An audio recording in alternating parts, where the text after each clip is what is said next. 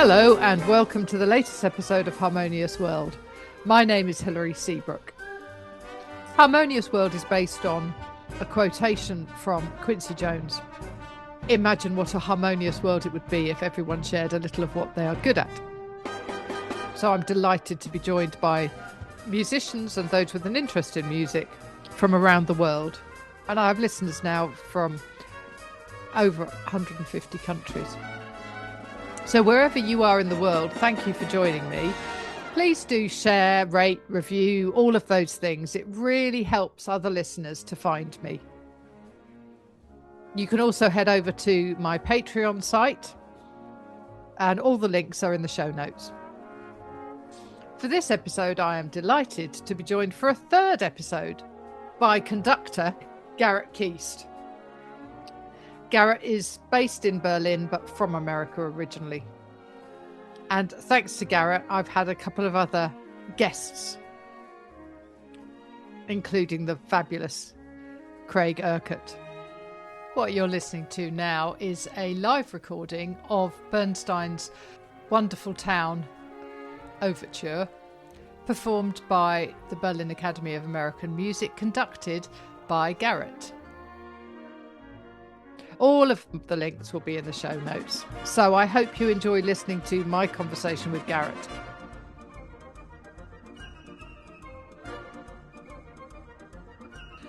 So, hi, Garrett. Welcome to Harmonious World. It's a delight to have you for the third conversation. Big pleasure. Good to see you, Hilary. Yeah, it's been a while too. Yeah, it has. It has. It's been too long. Well, I think we said last time, let's leave it a year and then come back. And it's been like 3 years. So, you know. Yeah, great. But Well, it's fun because so many things have gone, so much history has passed. So absolutely. So let's try and do a kind of bit of a rerun, because some people will have listened to the previous two episodes and some won't. So one of the things I want to talk to you about is how you've ended up in Berlin. okay, well, want me to give you the quick rundown of that Yeah. because it is interesting because I would say, I'm a conductor, an American conductor living in Berlin. I grew up in Houston, Texas. Growing up in Houston, Texas, actually, there was a really good support for young musicians there because the choir programs and the band programs were very, very high level in the public schools. Um, I would even say you could even argue they're much stronger there in the public schools than they are here in Germany, where it's the classical music mecca of the world. But so I kind of grew up in the States in Houston as a choir singer and as a trombone player, and I the more I grew up learning about classical music and people like Leonard Bernstein or the great composer Stravinsky, all these things, I started to recognize that New York was a place I had to go. New York is a place, as if I really am going to be an ambitious musician of some sort, I'm going to have to go to New York at some point. And then once I got to New York, I recognized the same about Europe, you know. And so Right. our common friend Craig Urquhart and I worked on this for several years, and starting in about '09, when I lived in New York City for 11 years. I started my career there, really, New York City Opera and such.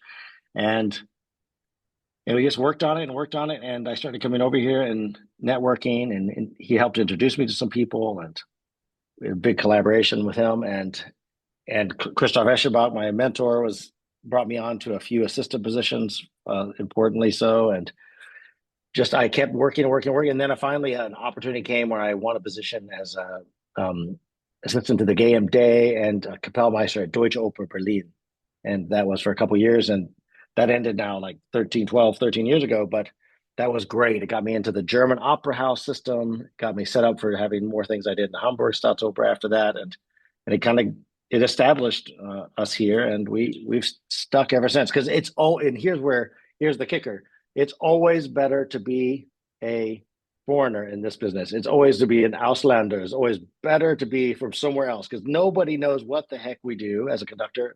Not really. So it's always good to be like a little bit exotic. And I sure wasn't exotic in Houston, but I could be a little exotic in Europe. Right. And actually, I'm going to suggest to my listeners that they should look at your Instagram, because there's a rather wonderful video, short of you conducting. Now, what was that where you're kind of dancing? Oh, I think it's the Bernstein. It's Wonderful Town, I believe. It's the Overture to, I think it's that one. I saw you liked it earlier. Oh yeah, yeah, yeah, yeah. Then that was that It's was what it was. yeah. Yeah, well, it was the end of a big concert and it's a really fun piece. Yeah. And the orchestra really could tear that up. And yeah, I definitely do find that the more engaged I am with an orchestra, the more engaged they are back. Oh, absolutely. Yeah. Yeah. We've all worked with conductors who sort of come in and stand at the front and don't really kind of get with it, and it never works. Yeah, you have to give if I'm supercharged with energy and I give them energy, smart energy, like musical intention, and it works. It works. So Yeah, absolutely. And isn't Bernstein wonderful? it's amazing. It's amazing. And yeah, it's amazing, somewhat underrated, but actually still very popular. And so um I find concerts with Bernstein on the list usually can sell really well, which is helpful. Right, absolutely. Yeah. And of course, Craig Urquhart, our mutual friend, Yes. worked with Bernstein. Yeah, he traveled with them everywhere Yeah, as his assistant for the last 5 years of his life, everywhere, yeah. And the and has some stories that amazing he's stories. absolutely. So we met I think last year and sat in a coffee shop and just, you know, he told stories that were just it's so brilliant. Yeah, yeah, that's Yeah. what's fun about Craig. Yeah, I always we were in touch even a little bit today, and yeah, I always like to hear back to those stories. And even there used to be a friend of ours, another mutual friend of ours, John Dawson, a great pianist that used to work at the Deutsche Oper. Yeah. And back in the Bernstein days in the late '80s, they were both still young men, and they came over and they would meet. Well, John would come over and meet them at the hotel around Kudam, where Lenny was checking in, and they were talking about, Carry On stayed in that same hotel, and Lenny would be in town for a week or something, and it's just kind of fascinating to hear that history because that stuff was always. Lenny was always very. I never met him. I was just a little bit too young to have met him because I did go to Tanglewood as a really young kid in '93, and he died in '90, fall of '90. So I could feel the ghosts when I was at Tanglewood of him and of Copeland and of Oh, um, Kusevitsky and several others. So yeah. yeah. Yeah. Yeah, brilliant. Oh, While we're talking about Bernstein, let's talk about your so the advantage, of course, of being in Berlin is that you're close to lots of other places in Europe that would be a trek from the States. So you're going in April to Oslo to do some yes, yeah, Bernstein. yeah. I'm very excited about that. It's a production, a semi-stage production of Bernstein's Wonderful Town. Great musical. It's a really fantastic piece. It's a really fun piece. It's set in Greenwich Village, and it's really Americana at its best. It's a fun story, and there's one there's one song. Um, what is it called? Pass the Football. It's amazing. It feels so comparable to our situation today as Americans in the world. Um, it talks about there's Pass the Football is all of it's this really fun, zany song sung by the quarterback of a football team at this college, and it makes self fun of himself how he was just able being the quarterback. He just got free passes for everything. Got passed in all his grades. He got to sit by. He got to introduce the Dalai Lama. I mean, he got all kinds of things like, and it's really, really funny and clever. And what's been especially fun the last 6 months or so, I started playing some of the music for my kids. I have two boys here, and so in our family, they've learned all the words of the song, and it's just I mean, I was surprised because I've grown up, 80s, 90s, and now, living in this period we're in now, and to recognize that, oh wow, this is the same in the '40s, that like the QB of the football team in the States at some big college, got special honors, and it's really funny. It seems to, in our current time we're living in with Trump and everything else, and how some people get really fast tracked. It is seems quite comparable. Yeah. And Bernstein, I think, was really able to tap into the zeitgeist, wasn't he? I mean, he was very much kind of able to just take on board his where when he was living and what was going on and what mattered to people. Right.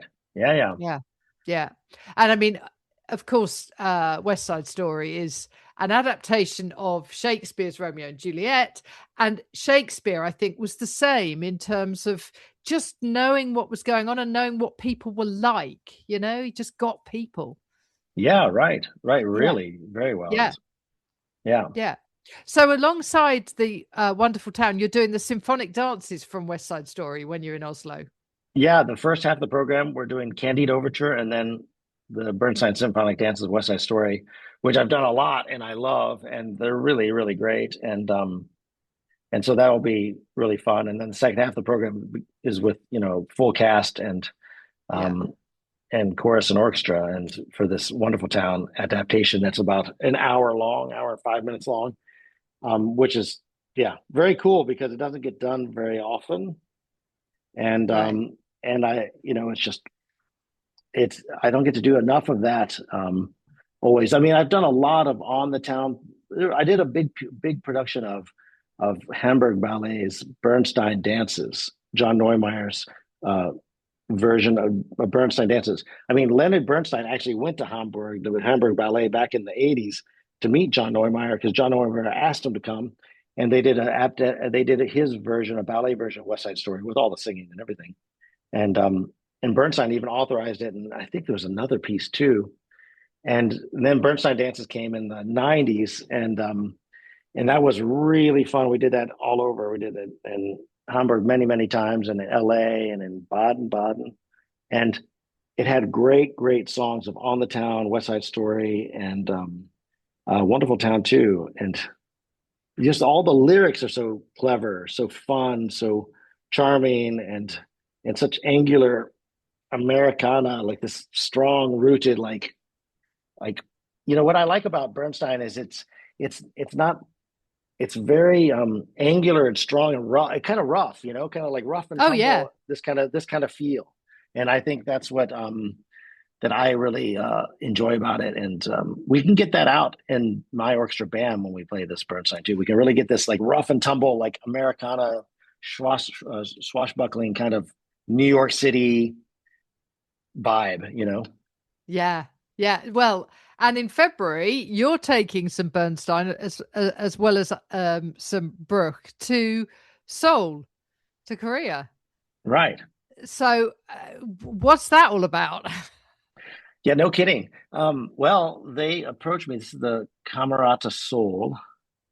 There, it's a really good orchestra there, and it's going to be this concert's in the main Seoul Arts Center, this big, huge concert hall there where everybody goes. And it's really nice for me because I've been going to Korea now. This will be my third or fourth year in a row to go, and so it's kind of growing my relationship with Korea and Seoul, and but there was a few other orchestras. So but it's neat. They were told me they want to do a concert focus on the bees. This I don't know. This the bees is gonna, and this one I don't know. They approached me and said, "Hey, we're doing this concert all on Brooke. It's gonna be Brooke Scottish Fantasy, um, Brooke Violin Concerto, the famous one, and it's gonna be Brooke Overture that I did not know. It was very nice."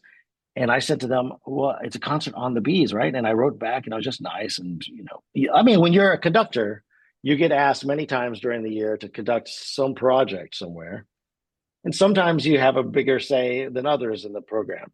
And so I didn't know yet if this was going to be one I'd have much of a say or not. But I said, "Hey, since it's the bees, and I'm an American, and I have this kind of niche in American repertoire.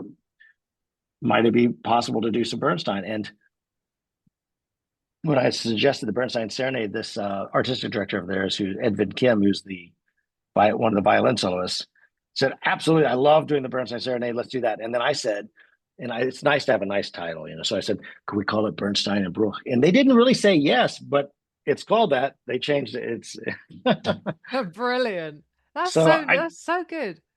Yeah, it's just fun because we'll do Bernstein Candide Overture, we'll do Bruch Violin Concerto with a soloist from Vienna, Anton Sorokov, and then we'll have the Bernstein Serenade, and then we'll do the Bruch Scottish Fantasy, and that'll be the concert. I don't know where the intermission goes yet, but anyway. Yeah. Oh, that sounds wonderful. I'm getting more into Korean music. There's a Korean festival here in London, and I heard this music that was just phenomenal. And I had no idea. No idea.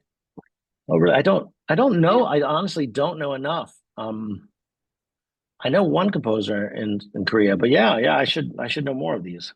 Yeah, yeah. There was a group that I heard called Hilgium, Hilgeum, and they were just wonderful, playing very, very traditional instruments, string Oh, really? instruments. Yeah, Oh, and it was nice. just beautiful. Just Oh, beautiful. cool. Yeah. Cool. Yeah, I mean, they really love Western classical music. They really do there, and there's a few good verses. I mean, there's several good orchestras in Seoul and in Korea, so Mm. it's Yeah. um it's a nice place to go. So Yeah. So let's go back a bit and talk about BAAM, the Berlin Academy of American Music, which you developed through the pandemic. yeah, and not to correct, but being an American, and even in Germany now, everybody's calling. We do say BAM. We say Okay. BAM. Yeah, BAM. BAM. It's just, and it's what is really great about it is it's a good acronym for us, and people like the acronym. I'm happy to say. I mean, I grew up as a younger musician in New York City, where there's another BAM, the Brooklyn Academy of Music.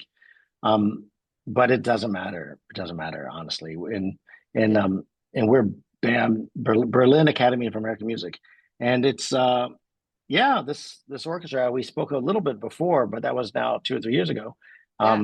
We've come a long way because the orchestra has now been on tour a few times. We've been to the Elbphilharmonie 3 different times in Hamburg, in the main hall, and with big programs that included, I would say what's interesting about BAM is that we're the only orchestra in the world that actually presents a real focus on American music and not just the classics of American music, which we really do focus on Bernstein, Copland, John Adams, Gershwin.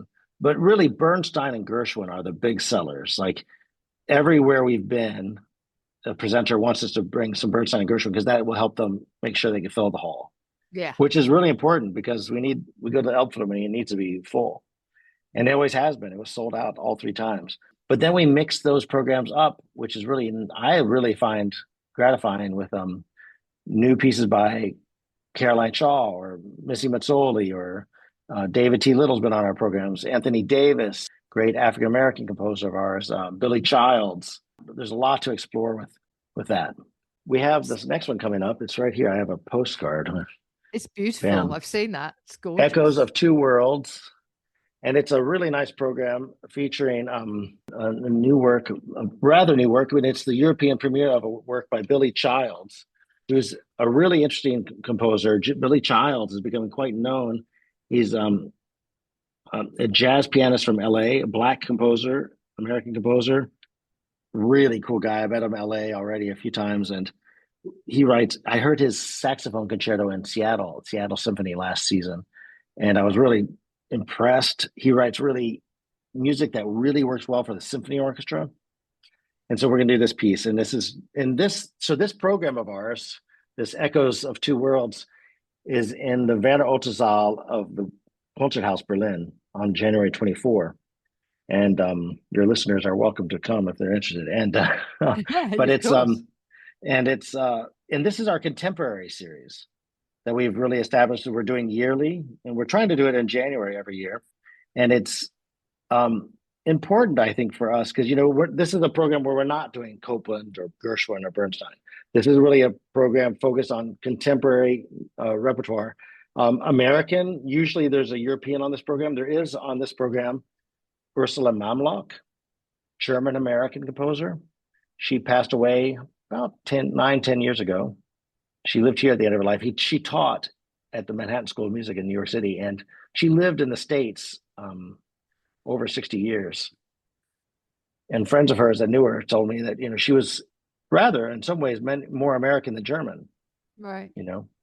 Yeah. She fled with her family. She was a Jewish family, fled before the war to South America and ended up very quickly in North America and then in New York City, and a very successful and interesting composer. So we're doing her oboe concerto. Um, and then we have Jonathan Dahl coming on the program. He's a friend of mine, a great composer who um, is teaches at Juilliard School of Music. Brand new world premiere of his piece. Another world premiere of Lawrence Wilde's piece, an American that teaches here in Germany, a very fine composer. And then there's the Billy Childs I mentioned, uh, this jazz inspired, really fine composer, and and one of my favorites in the last couple of years has been Missy Mazzoli, because I've seen an opera of hers, Breaking the Waves, in Houston last season. Fantastic piece, and we did a piece of hers in the Elbphilharmonie about a year and 3 months ago. Um, it's a violin concerto just for string orchestra and violin, and it's called Dark with Excessive Bright. And I highly recommend listening to that piece. It's really, really beautiful work. And it's only about 60 minutes long, but it's really got fantastic counterpoint and harmony and interesting rhythmic variety, but it's very atmospheric. Do you think that Berlin audiences are more interested in modern classical music and they're more prepared to sort of step away from the Gershwin and the Bernstein? That's a good question. I mean, what I would say this in this program, we did, like I mentioned, we do this in the Werner Otto. It's a smaller hall because this would be hard for us to sell out the big hall. The big hall seats like 1,500 people. Yeah. But um, I find that our audiences here in Berlin are quite astute, quite interested, quite knowledgeable. And when you present BAM and this, we try to present ourselves like kind of just this friendly, straightforward way. It's like, hey, we got some really interesting composers to share with you. We perform it with, with gusto, with aplomb, and really have excellent musicians. And we usually have some speaking about the concert. So I'll usually kind of speak with a composer between pieces a little bit, just for a couple minutes, to explain a few things about what to listen to and what the piece is about. And audiences react really, really warmly and happily about. And they tell us, I'm really glad I came to this concert. It's really interesting, this new orchestra you have here. Yeah. I think also audiences like a bit of context. Yeah, That I think that really helps sometimes because you'll often find that they'll post on social media and they'll go, oh, I didn't know that this was written in this period or at this time or in this whatever, and they sort of settling it into when it was and who the people are, and all that sort of stuff. People really like that, I think. yeah, and I think it's when when you make it a little personal too. I think Yeah. it's important for all orchestras, for their staffs of orchestras of any level orchestra, to be kind of personal and really offer ways for audience members to be a part of the evening. Yeah. um, and have opportunities to talk, to visit. So, for instance, we only do this once a year, this contemporary series, but we always have a reception afterwards that's open for everybody, which is really Oh, fun because we usually have a couple hundred people there, and 100 stay for the reception, and you just have lots of fun, interesting conversations. And that's wonderful. Do members of the orchestra come in as well and yes, share in yes, that? yes, absolutely. Because Yeah, I I mean, find that if you so say there's sort of suddenly a sort of bit of bassoon that you really like or something, to then be able to talk to the bassoonist about what that was like playing it, and that sort of thing is I think it's really helpful to understand it and to sort of make sense of especially contemporary classical music. yeah, yeah, I think so. I think it's important for us to have connection points, with the audience, Yeah, and just for them to see, like, for us not to have a wall between us. you yeah, know as a conductor, I don't want to walk onto the stage and be like, I'm over here, don't interfere. This is like, yeah, it's not glass, it's yeah, open air, between us. yeah, yeah, yeah, And you want to yeah. create the open that makes sure people recognize that, oh yeah, conductor, but he has a personality. He's a real person, Right. Yeah, or absolutely. the soloist or the concertmaster or the pianist or whoever is on stage. Yeah. Yeah. Yeah. That's brilliant. And I think also in this period now with all this AI and we're all fixated on our screens. Even right now we're talking on screens, and I have my phone over here. Luckily the notifications are off, but like we're all looking at our screens too much. I think more and more in this day and age, people are going to be wanting to go see a real orchestra play live, a real opera playing live, a real performance with real people dancing on stage live. This is what you want to see: humanity working. You don't want to see perfection. No. Who wants to see? You want to see great artists working. Right. And I think that crosses all genres. And I think that's where AI stops. There's things that where people say, I want AI to do my accounts for me. I don't want them to perform music. I don't want them to try and be creative musically or artistically or whatever. I want them to do the boring stuff so I can get on with doing something creative. Yes, yes. And I think audiences want to see that. And I think that hopefully we can find ways to build our audiences in the future with understanding that. Like, Yeah. I think we should even talk about that more probably, because people that are have a little free time or a little discretionary, even just a little bit of discretionary spending. I mean, here in Germany, ticket prices are quite low, but in the Yeah. States they're quite high comparatively. So um, there's lots of good excuses to go to a concert where you can actually see. It's like people love athletes, and I think Yeah. classical musicians are quite like athletes. They're very fascinating, very interesting, very individual, super competitive. Yeah. Um, so yeah, like Yeah. we need to present ourselves maybe more in that light. Yeah, there are lots of schemes I know about in the UK, and I think it's true across Europe, especially where under 25s go in for nothing or they get significantly reduced rates and that sort of thing. And I think those are great. Yes. So let's go back and talk about the concert that you conducted with the North Netherlands Symphony Orchestra Ah, back in November. yes. Because I'm really interested in, you did a bit of Gershwin, but you also did the Wynton Marsalis violin concerto. Yeah, and big, fascinating piece, I must say. Wynton Marsalis, becoming quite a composer. He also has a very successful work for a symphony orchestra called the Swing Symphony that I have not done yet. It's got a lot of big band element to it, but it's really a really cool piece. I really like it. But this actually I have the score here, so I'll just remind myself. But this, I don't remember if your podcast is on video at all or not, but we're on video talking to each other. But Oh, wow. this is the Concerto in D of Wynton Marsalis. Rhapsody. Excellent. First movement's Rhapsody. Second is Rondo Burlesque. Third is the Blues. The Blues one is really cool. The third movement it gets into this kind of Southern Baptist ministry kind of moment where really is like the music is absolutely the sound of like Southern, like, and I think of Atlanta, Martin Luther King or something, but like a Southern minister, Baptist minister, just like hallelujah, it's just like just shouting and repeating itself in a really positive way, and it's just like that blues movement is amazing. And then the last movement is this hootenanny, where the whole thing starts with boom chap, where the orchestra is all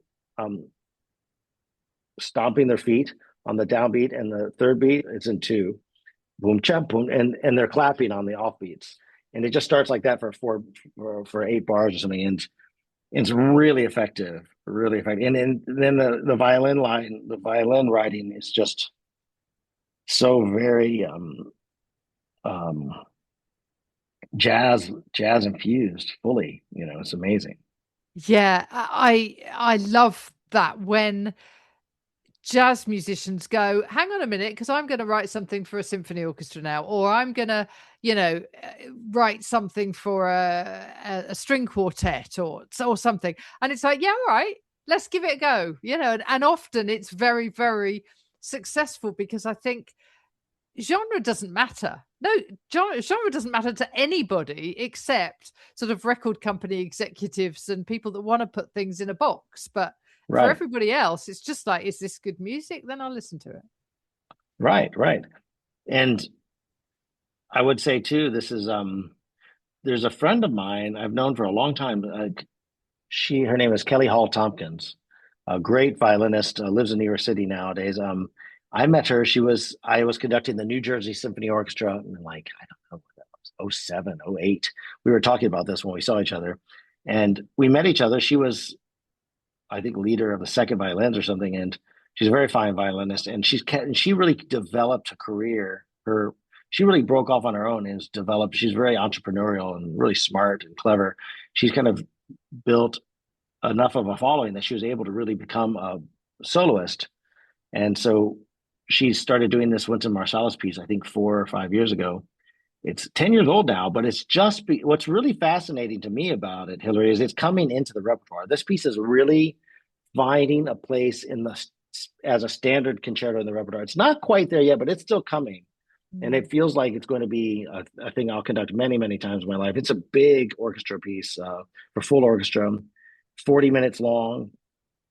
Um, and so it was a nice program there in North Netherlands Symphony Orchestra. I was very happy. They asked me, well, who should play the violin piece? They asked me to do this concert with this piece in mind already. And I got to decide the first two pieces on the program, the Gershwin and the Carlos Simon. But the concerto they really wanted to do, and I was really glad about it. And luckily, they asked me, who should the violin soloist be? Do you have a suggestion? And I did. Kelly Hall Tompkins had told me, we had talked on the phone a few years before, and I know she's doing it a few times a year. So it's amazing when, I would say this about Kelly playing that piece, and the orchestra felt this too, is it felt as if the piece was written for her. Wow. Well, I mean, I should be careful to say that because it was written for Nicola Benedetti, who is married to Right. Wynton Marsalis. Yeah. But I mean, and she's amazing with it too. She has a recording of it, and I know she plays it often as well. And I think they're both very, very different stylistic way of approaching the piece. But it was written for Nicola Benedetti, and when she plays it, it sounds like her too. But Kelly takes a completely different take on it, and it just and even Wynton told her, she told me that it feels like you really you have a say in that piece. You know what you're doing with that piece completely. That's wonderful, isn't it? And that's, I think that's probably the thing that jazz ensembles do well, which is that they can make a tune, whatever their own, and to bring some of that in as a soloist into a classical piece, what is a classical piece, but written by somebody who has such jazz chops. I mean, Wynton Marsalis is one of the finest musicians of the 20th, 21st century. So I think that's a brilliant thing. I'm going to search out her, a recording of it and She see if has I a can. recording of the Philadelphia Orchestra, Okay, and then and I'm it's going really to good. see whether I can find a place where she's performing it because I'd love to see that. Yeah, So yeah, yeah. yeah. It's a very cool piece. Absolutely love it. And I'll just mention, if you don't mind, for a moment, that I also did this piece on that program, Carlos Simon's Four Black American Dances. And Ah, I know I've met Carlos Simon here in Berlin once when the National Symphony Orchestra was on tour. He's their composer in residence, and he's made a big name for himself the last 5, 6 years. And this piece is really infused with he's a pianist, and he grew up in a family, it seems, where it's really I mean, he grew up, I believe, I'm not sure exactly, it might have been Philadelphia or Baltimore, East Coast of the United States, and a black family, of course, that was very focused around music. I mean, they sing in their family, they sing around the dinner table, they sing around, like he had some Instagram posts over Thanksgiving, right around when we had this concert, with his family singing at the dinner table and just and like it looked like an uncle or somebody of his just singing like amazing and kind of spirituals and stuff and soulful music, and that is so integrated to this piece, this Four Black American Dances. But the music is really good. So Carlos Simon, also a really interesting new oh, composer. fantastic. There's a lot of people that I'm going to be checking out as a result of our Yeah. conversation, which actually brings me to the BAM Composers Workshop that you're doing in the summer. So you obviously personally, but also BAM as well. You really want to bring on new composers. So how does the workshop operate? Sure. Well, thank you. I'm really excited about this. This is something that happened between myself and this other American composer, Matthew Quayle. 2 summers ago, I guess it was the summer of 24, I was invited by a Korean friend of mine to conduct at this Atlantic, what's it called? I think it's called what's it called? The Atlantic Music Festival in Maine. And they have a big composition focus there. And the first week, I was there for 3 weeks conducting the orchestra. And the first week, we were, I conducted, it was crazy. I conducted and recorded 5 pieces a day with the orchestra of Oh, of pieces by young composers, all the oh, students there. So I think right. it was about 24 pieces in 5 days. So the night before, I had to study like a crazy person, and they sent me the score. I mean, the week or so before that too, when I was in Berlin, but um, and we just read these pieces. We read them, rehearsed them quickly. They're only like 5, 6 minute pieces, and then we recorded them. And we only had like 35 minutes per piece, and really lots of interesting works, and really a lot of good pieces from kids that were as young as 16 to somewhere, I think, later 20s, some master's degrees, doctoral students, some just getting started. And so I kind of feel like for BAM and for myself that it's important for us to help. I don't know. I just feel inspired to be involved with the next generations of composers, not just American composers, all kinds of composers, and if there's a way that we can support that activity, we should. Yeah, absolutely. I think if we can bring on the next generation, well, we have to. Yeah, You can't keep on playing Bernstein, Gershwin, Copeland forever. You know. yeah, or worse. So I mean, not worse. So, but I mean, in here in Berlin, there's 4 full-time symphony orchestras and 3 full-time opera house orchestras, and yeah, sometimes I'm like, really? They're doing Bruckner 6 again? I mean, or Yeah, Bruckner 4 again, or Beethoven 7 again, and it's yeah, and even the great orchestras here in town will be presenting very standard programs sometimes. I mean, um, so I kind of find that what's neat about BAM is that in every program there'll be some kind of premiere, European premiere or world premiere, every single brilliant. BAM program, and also another thing I've committed us to, and Amy Harris, my colleague, the orchestra, who helps a lot of things. We've really committed to that. It's I think now on every program the last 2 years we've had a woman composer, and that's something where I mean I feel important. I feel like that's important too. So that's just Yeah, kind of become the standard. yeah, yeah. And it matters. It does matter. So excellent. Good. Yeah, and there's what's good about it. There's lots of great there's a lot of great composers. Yeah, absolutely. Well, I mean, you only have to look back at all of the female composers that people don't even know about. Clara Schumann and and people don't. I can't even pull to mind their names now because they're not part of the ordinary everyday repertoire of Yes, musicians, and that's really bad. right. And I mean, and you know what I also found is that I'm a conductor, of course, and I feel like it's funny being a conductor and also being interested I'm a conductor, but I study composition, you know, I study music, Yeah, and of course, and at the same time, I recognize I'm not, even that when I'm conducting, like sometimes I mean, of course, I love the art of conducting. I love the craftsmanship, in a sort of say of leading an orchestra and doing that well, and how to bring out the best in people. And for me, personally too, it's very much about team building and teammanship, and just we're all working together and making the most out of this. But in the end, it's how the music sounds that's also so important, so important to Yeah. hear the music and not just watch the conductor. So, because we all watch the conductor too much, even Yeah. myself. If I go to some concert, half the time I really like the conductor. I think it's really good. The other half of the time I think, well, it could be better than, because I'm a Yeah. conductor. Of course, I'm gonna have my Yeah. opinions. And Yeah. but we watch the conductor too much, and I find there's a lot of focus these days on young. There's a lot of opportunities for young conductors. There's way more than 20 years ago when I was young of workshops, and there's many more workshops. There's many more competitions than there were, and there's not as much for composers. And composers need to focus because what we need is great music to play, and Yeah. what our audience need is for the composition process to develop and finding the next steps in great composers of the future. Yeah. Absolutely.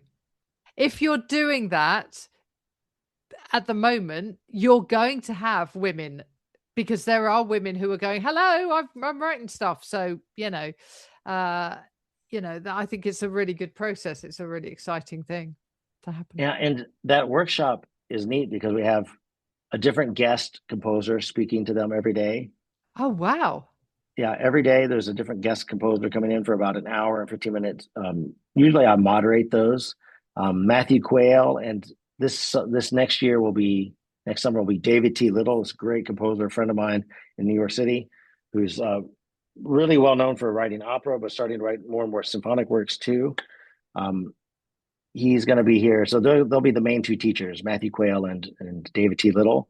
Um, and we're still putting together some things about who all's on the faculty. Um, but there'll be many guests speaking. Craig spoke last summer, and he was one of the favorites of the group because where I'm also really it's really interesting to me. I don't want it to just be about. We want you to come here and learn how to become a composer that writes great symphonic works and great operatic works that are hugely successful and go to the best works in the world. It's not about that. It's about like you come here and find your voice. Yeah, And if you're a composer that writes for a jazz ensemble, writes for chamber music, writes for solo piano, writes for symphony orchestra, writes for all kind of, it can be yeah, very, I want to help people find their path because classical music industry is tricky and difficult and competitive, and people need to find their own voice. absolutely. So what's next for BAM? Well, thank you. It's growing, BAM. I'm really thrilled about it. We started in the beginning with our recording transatlantic, and there's a very eclectic recording focused on American themed works, and we had a great success with that. And then this orchestra began, and it was amazing. During the pandemic, I just had basically 2 years set aside. I could work on this project and keep building it, and I've been working on it ever since with a growing small team. And but it's one of the things that I find most fascinating right now at this moment, and over the last few years, is that with our political situation in the States, or here in New Germany and Europe too, you know, we have to find really positive things to work on, and we have to find things that bring people together rather than push them apart. And I do find that BAM is a project like that, and where people can look across even partisan lines sometimes, but more so just focus on something positive. Like I notice we here in Germany, there's a lot of interest in what we're doing because they're like, oh, this is a good time to work on transatlantic relationships, keeping that thread alive and keeping it positive. And I think also the Americans feel that very much. And we kind of try to not get political, but we try to just stay focused on the right things and doing things with the good values. And I think what's also really interesting is that no matter what, I mean, it's funny, I am proud to be an American. I mean, I grew up in the States, and there's a lot of good things about being an American. There's a lot of good things about America, but it's not necessarily the easiest time. But I do find that the orchestra is a really good mix of the ingenuity and the creativity that's coming out of America. What I would say too is like it's been a tricky time politically for the world and for like 10 years now. And what's amazing in the States, the the it's a really high point in creative output. And on the symphony orchestra side, on the chamber orchestra side, the chamber music side, and the operatic side, there's just like a lot of fascinating things happening, a lot of great composers coming about that, and there's a lot of focus on it. And like I really see it like a nice thoroughfare that we're trying to create here between New York and Berlin, or in the States and Europe, and New York and Europe, and LA and Berlin too is a sister city of ours. So I just think there's a lot to explore there with a lot of these composers we're exploring. Like I mentioned, Wynton Marsalis, Missy Mazzoli, David T. Little. I could go on. I could list 25. Yeah, yeah. So I think I know for me, I need to focus on positive things, and I think there is plenty of positive things right now to focus on. So that's what's great is that also we have a lot of American supporters coming from BAAM. We have a Friends of BAAM organization there, and that's helping us fundraise as BAAM grows, and we're receiving many more grants for our projects and our concerts from German organizations and American organizations, and so it feels like anyway, somehow it's a good time to focus on this kind of great music and transatlantic ties and et cetera, et cetera. That's fantastic. Well, that's as Yeah. good a place as any, I think, to finish. It's been a lovely conversation again. Thank you so much, Garrett.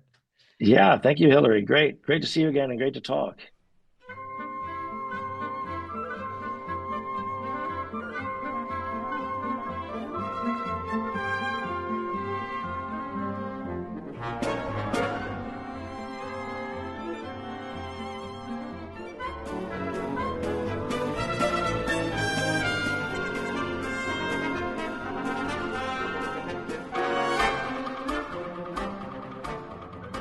Thank you for joining me for that episode of Harmonious World. It was great to talk to Garrett again and to talk about our mutual friend, Craig Urquhart, whose episodes I can point you to on the show notes. So thank you for joining me once more for Harmonious World. I hope 2026, although we're still in the very early days, I hope it's a good one for you. And let's hope that lots of really, really good things happen both in music and in the world around us. What you're listening to now is a live performance of Gershwin's An American in Paris by BAAM and conducted by Garrett. So thank you for listening to Harmonious World once more.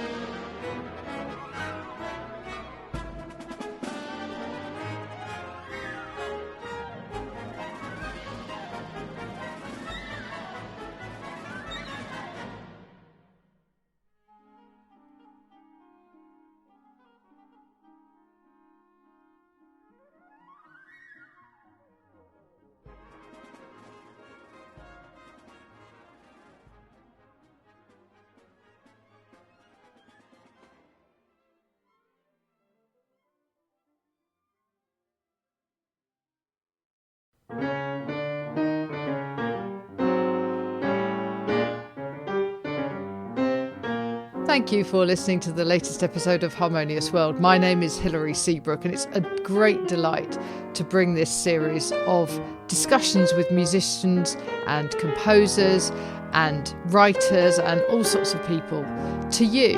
Obviously, there's no point in having a podcast if people aren't listening, and I'm very grateful to my listeners for doing so. Thanks also to Joe English for composing and performing this new theme tune. So wherever you get your podcast, you can leave a review. You can share this with your friends and family, either as a link or on social media and that sort of thing. I'd be really grateful for that. Don't forget that you can subscribe now. There's a link wherever you get your podcasts. So have a great week, and please remember why I started this, which is just to try and make the world a little more harmonious. Thanks for listening to Harmonious World.